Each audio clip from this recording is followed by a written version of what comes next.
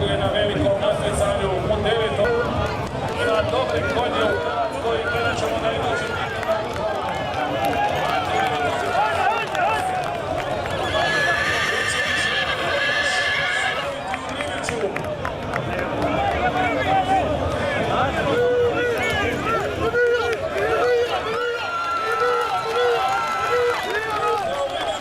najlakšega konja. Željo Jević da čujemo navijače, nemojte se šteriti.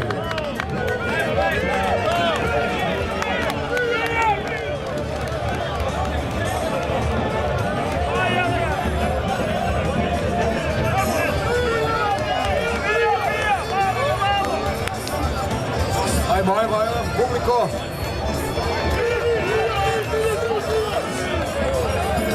Željo Jević, najlakši konj, 630 kila, ljudi moji, u teškoj kategoriji, 3 godine.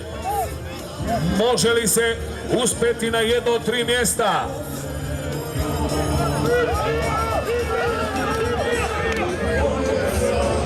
Navijači iz Petrovca, nemojte se šteliti, da vas vidim.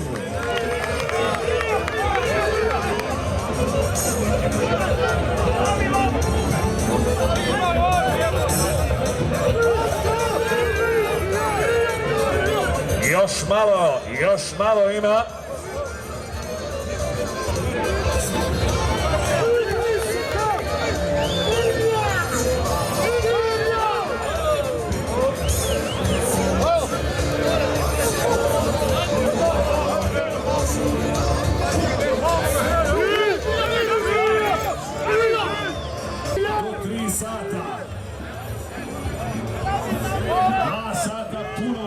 Pauze za sviranje.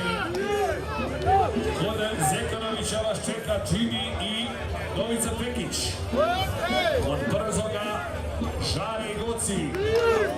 Od kafana Mali Raj, Jela Čara, ljepotica i folk diva. Birajte muziku.